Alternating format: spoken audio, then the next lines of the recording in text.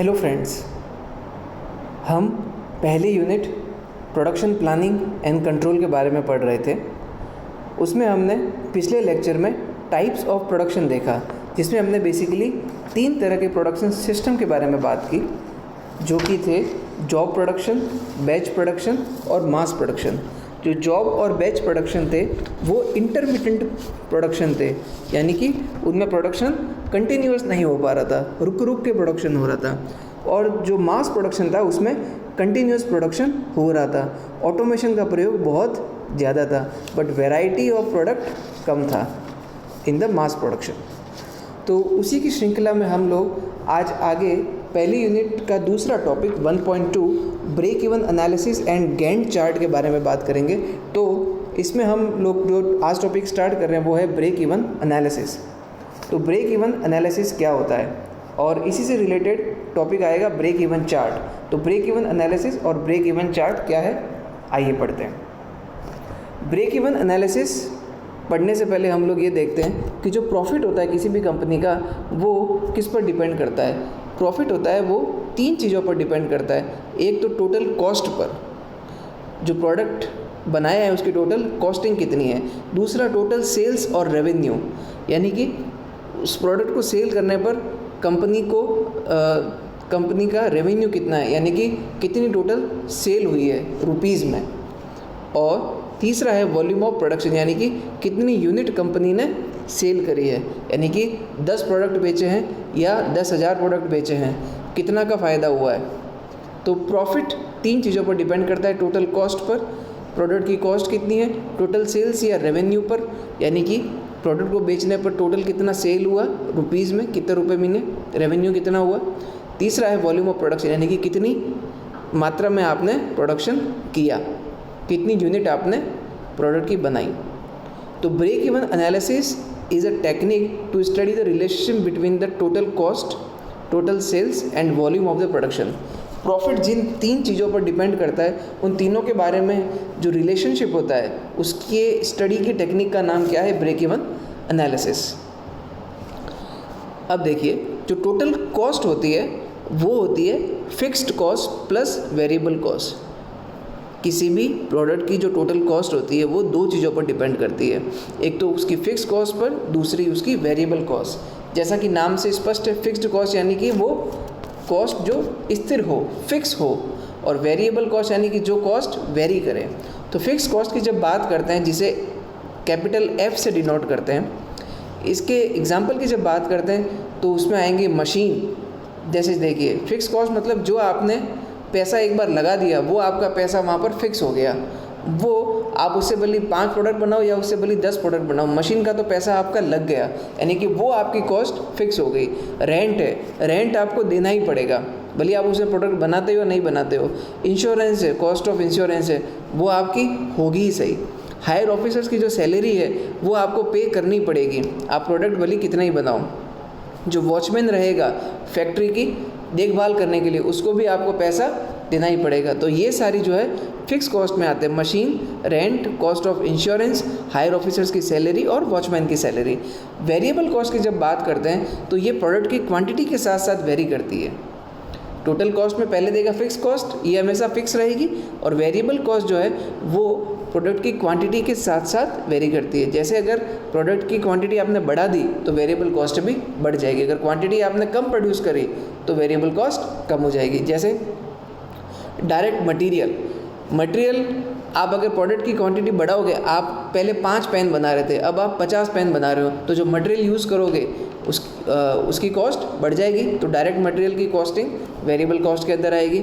Labour की costing, labour भी जितने प्रोडक्ट ज़्यादा बनाओगे तो लेबर आपकी बढ़ती जाएगी, तो लेबर की कॉस्ट आपकी बढ़ती जाएगी। इलेक्ट्रिसिटी का बिल, अगर किसी मशीन को चलाने में इलेक्ट्रिसिटी यूज़ हो रही है तो लाइट का बिल भी ज़्यादा आएगा। मशीन की मेंटेनेंस कॉस्ट भी बढ़ जाएगी, क्योंकि ज़्यादा काम में आएगी तो उसकी मेंटेनेंस ज़्यादा करनी पड़ेगी। टूल है, जितने प्रोडक्ट बनाओगे तो टूल का यूज़ ज़्यादा आएगा, टूल में वेयर आउट होगा, टूल चेंज करना पड़ेगा, टूल की कॉस्ट बढ़ेगी। लुब्रिकेंट भी आपको ज़्यादा यूज़ करना पड़ेगा और कटिंग फ्लूइड भी आपको ज़्यादा यूज़ करना पड़ेगा। तो ये सब वेरिएबल कॉस्ट के अंदर आते हैं।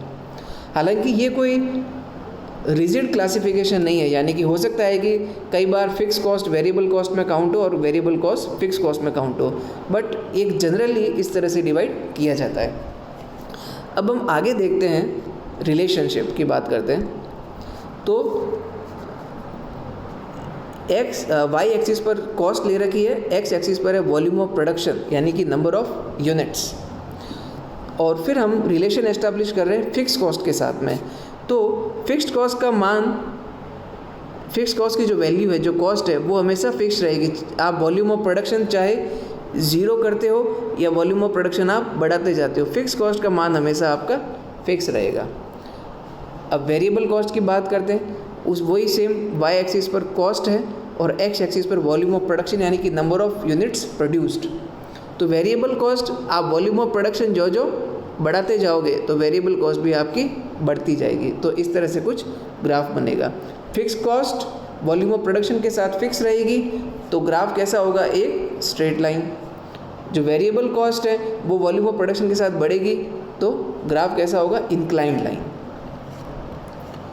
अब इन दोनों ग्राफ को आपस में इम्पोज कर देते हैं, सुपर इम्पोज कर देते हैं, तो कॉस्ट और वॉल्यूम ऑफ प्रोडक्शन का जो ग्राफ बनेगा टोटल, और ये कॉस्ट है, ये आपकी वॉल्यूम ऑफ प्रोडक्शन है, ये फिक्स कॉस्ट है, ये वेरिएबल कॉस्ट है। तो देखिए, जब वॉल्यूम ऑफ प्रोडक्शन आपका ज़ीरो है, आप यहाँ पर हो, तो कुछ फिक्स कॉस्ट रहेगी बट वेरिएबल कॉस्ट ज़ीरो रहेगी। वॉल्यूम ऑफ प्रोडक्शन आपने बढ़ाया तो फिक्स कॉस्ट उतनी रहेगी बट वेरिएबल कॉस्ट बढ़ जाएगी, तो टोटल कॉस्ट आपकी बढ़ जाएगी। टोटल कॉस्ट जो है वो किसका समेशन है, फिक्स कॉस्ट और वेरिएबल कॉस्ट का। तो फिक्स कॉस्ट इतनी थी, वेरिएबल कॉस्ट, फिक्स कॉस्ट का मान ये था, फिर वेरिएबल कॉस्ट ये जुड़ी तो टोटल कॉस्ट आपकी यहाँ पहुँच गई। जो ये वाली वैल्यू है वो फिक्स कॉस्ट है और ये आपकी वेरिएबल कॉस्ट है। ये आपकी इधर क्वांटिटी है, ये सब क्वांटिटी, यहाँ पर जीरो क्वांटिटी, यहाँ पर कुछ क्वांटिटी बढ़ गई, यहाँ पर कुछ और बढ़ी, यहाँ पर मैक्सिमम क्वांटिटी जो आप प्रोड्यूस कर रहे हैं। तो उसके साथ साथ आपकी टोटल कॉस्ट बढ़ती जा रही है। Total cost is equal to क्या है, fix cost plus variable cost. तो कॉस्ट और वॉल्यूम ऑफ प्रोडक्शन में ये वाला रिलेशन आप लगा सकते हैं। अब ये ग्राफ तो इस तरह से बनेगा, ये हमें क्लियर है।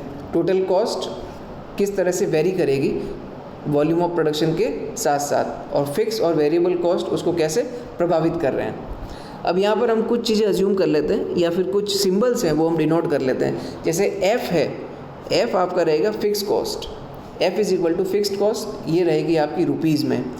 एक्स जो है वो है नंबर ऑफ़ यूनिट्स प्रोड्यूस्ड, आपने कितनी यूनिट प्रोड्यूस की, आपने कितने कैलकुलेटर बनाए, आपने कितने डस्टर बनाए, कितने पेन आपने बनाए, या फिर कितनी चेयर्स आपने मैन्युफैक्चरिंग करी। तो नंबर ऑफ़ यूनिट्स प्रोड्यूस्ड तो ये नंबर्स में होंगे, यानी कि 5 चेयर्स हो गई या फिर 5 नोटबुक्स हो गई। जो कैपिटल वी है आपका वो है टोटल वेरिएबल कॉस्ट, ये किस में होगी, रुपीज़ के अंदर। इसका मान होगा स्मॉल v इंटू एक्स के बराबर। अब ये जो स्मॉल v है ये यहाँ पर क्या है, स्मॉल v है आपका वेरिएबल कॉस्ट पर यूनिट। जो पर यूनिट वेरिएबल कॉस्ट कितना आ रहा है वो है स्मॉल v। इसको जब टोटल नंबर ऑफ यूनिट से मल्टीप्लाई कर देंगे तो टोटल वेरिएबल कॉस्ट आपको मिल जाएगी। Capital V is equal to है small v into X. Small v है आपका वेरिएबल कॉस्ट पर यूनिट, यानी कि एक यूनिट की वेरिएबल कॉस्ट इतनी है और आपने टोटल कितनी यूनिट बनाई, x यूनिट बनाई, तो उसको जब v से मल्टीप्लाई करोगे, v को x से, तो आपको टोटल वेरिएबल कॉस्ट मिल जाएगी स्मॉल v इंटू एक्स। जो s है वो है आपका टोटल सेल्स और रेवेन्यू, ये भी आपका रुपीज़ में रहेगा। उसी तरह ये किसके बराबर होगा, small s into x. s है आपका, जो स्मॉल s है वो है सेलिंग प्राइस पर यूनिट, ये आएगा आपका रुपीज़ पर यूनिट में।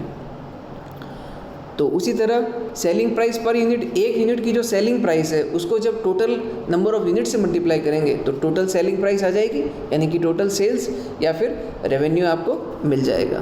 तो और प्रॉफिट है उसको P से डिनोट करेंगे, इसका ये है रुपीज़ में। तो F आपका है फिक्स कॉस्ट, X है आपका number of units produced, capital V आपका वेरिएबल कॉस्ट रुपीज़ में, जिसका मान होगा स्मॉल v इंटू एक्स के बराबर। स्मॉल v आपका variable cost per unit rupees per unit में। s है आपका टोटल सेल्स या फिर रेवेन्यू जो होगा स्मॉल s इंटू एक्स के बराबर, और स्मॉल s है आपका selling price per unit rupees per unit में, और p है आपका प्रॉफिट यानी कि लाभ कितना हुआ। तो टोटल कॉस्ट जो लगेगी वो होती है fix cost plus variable cost के सम के बराबर। तो कैपिटल V को आप स्मॉल v इंटू एक्स लिख सकते हैं। तो टोटल कॉस्ट का फॉर्मूला बन जाएगा TC is equal to F plus V is equal to F plus small v into x.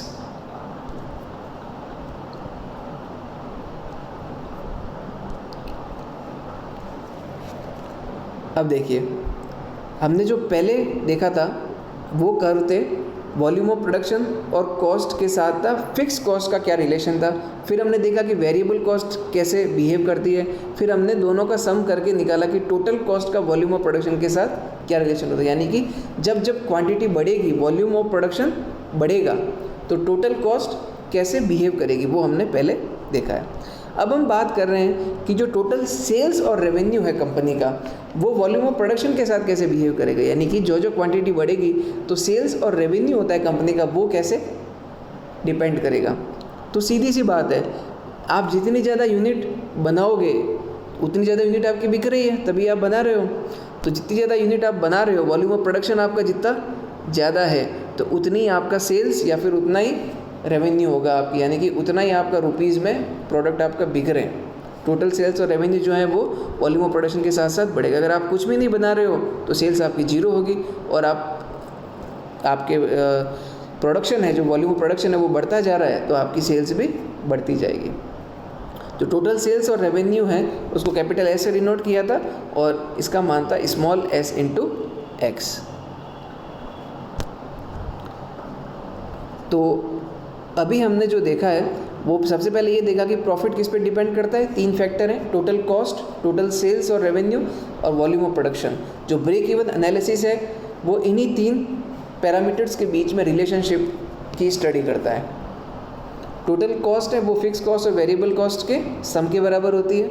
उनमें हमने रिलेशन देखा कि total cost volume of production के साथ कैसे वेरी करती है।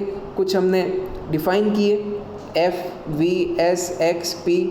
फिर total cost F plus V था तो F plus small v into x बन गया। और टोटल सेल्स और रेवेन्यू है उसका वॉल्यूम ऑफ प्रोडक्शन के साथ क्या रिलेशन था वो हमने देखा कि वो वॉल्यूम ऑफ प्रोडक्शन के साथ बढ़ता जाएगा। जितने ज़्यादा आप प्रोड्यूस करेंगे प्रोडक्ट उतने ज़्यादा आपका सेल्स बढ़ता जाएगा।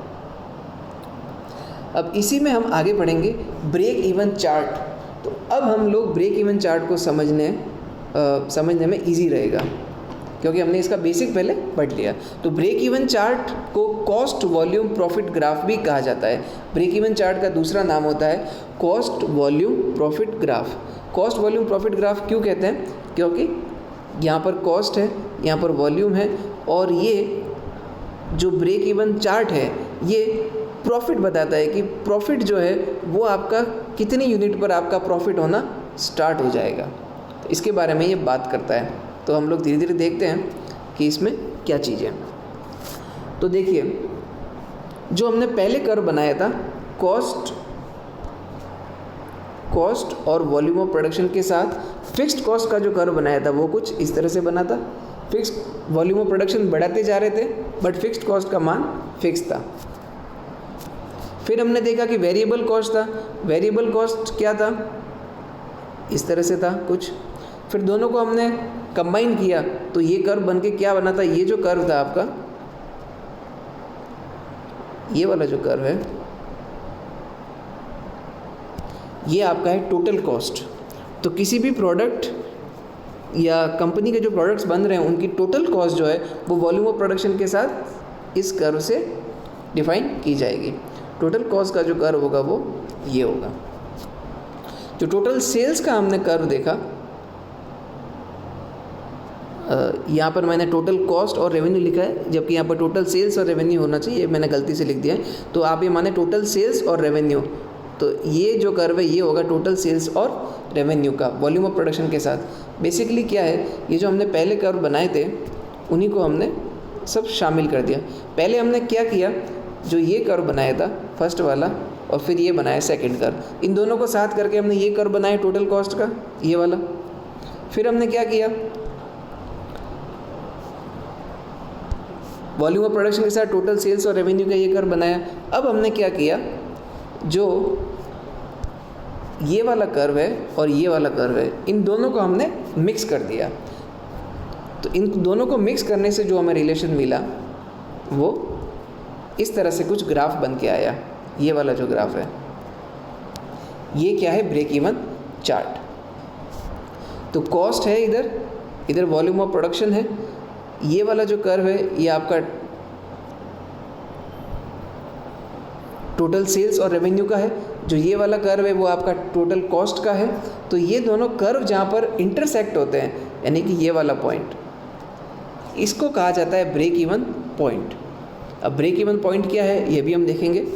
तो ब्रेक इवन पॉइंट के जो ऊपर वाला पोर्शन है ये होता है प्रॉफिट वाला पोर्शन। यहाँ पर इस रीजन में अगर आप रहेंगे तो कंपनी को प्रॉफिट होगा, और ब्रेक इवन पॉइंट का जो नीचे वाला पोर्शन है इस रीजन में अगर आप रहते हैं तो आपको लॉस होगा, यानी कि कंपनी को लॉस होगा। ये आपका फिक्स कॉस्ट है, ये आपकी वेरिएबल कॉस्ट है, दोनों मिलके क्या बना, टोटल कॉस्ट। तो वही ये वाला कर्व था आपका टोटल कॉस्ट वाला, fixed cost, variable cost, total cost, ये टोटल कॉस्ट वाला कर्व बन गया। सेल्स ये टोटल है क्योंकि ये वाली क्या है, टोटल सेल्स और रेवेन्यू वाला कर्व, और तो इस तरह से ये कर्व बनता है। और जब सेल्स में से टोटल कॉस्ट को आप घटा दोगे तो आपको क्या मिल जाएगा, प्रॉफिट। तो इसी के बारे में हम आगे फिर बात करेंगे, बट एक बार देख लेते हैं कि ब्रेक इवन पॉइंट को कैसे आप डिफाइन कर सकते हैं। तो break even point can be defined as that level of sales at which the total cost of production is equal to the total sales और revenue। जो ब्रेक इवन पॉइंट है उस वो पॉइंट है या वो लेवल ऑफ सेल्स है जहाँ पर टोटल कॉस्ट ऑफ प्रोडक्शन, ये टोटल कॉस्ट वाला कर्व था और ये टोटल सेल्स वाला कर्व था। तो ये दोनों जहाँ पर मिल गए इस पॉइंट पर, तो जहाँ पर टोटल कॉस्ट ऑफ प्रोडक्शन और टोटल सेल्स और रेवेन्यू दोनों इक्वल होते हैं, तो ये पॉइंट होता है आपका ब्रेक इवन पॉइंट। और and the organisation neither suffers from loss nor earns the profit. Organisation को ना तो लॉस, इस पॉइंट पर ना तो लॉस होगा ना ही प्रॉफिट होगा, क्योंकि इस पॉइंट के बियॉन्ड जाएंगे तो प्रॉफिट होगा इस वाले रीजन में, और इस पॉइंट के इस तरफ जाएंगे तो क्या होगा, आपको लॉस। तो ये वाला जो पॉइंट है इस पर आपको ना तो प्रॉफिट होगा ना ही लॉस होगा। तो इस तरह से आप ब्रेक इवन चार्ट बना सकते हैं। अब इसमें फर्दर जो है इसका एनालिसिस है वो हम लोग नेक्स्ट क्लास में डिस्कस करते हैं। तो आज हमने ब्रेक इवन एनालिसिस की बात की। ब्रेक इवन एनालिसिस में हमने प्रॉफिट से शुरू किया कि प्रॉफिट किन चीज़ों पर डिपेंड करता है, और फिर उन तीनों चीज़ों में रिलेशनशिप है वो ब्रेक इवन एनालिसिस के अंदर आती है। फिर हमने ब्रेक इवन चार्ट की बात की और इसको हम फर्दर नेक्स्ट क्लास में कंटिन्यू करते हैं। Thank you.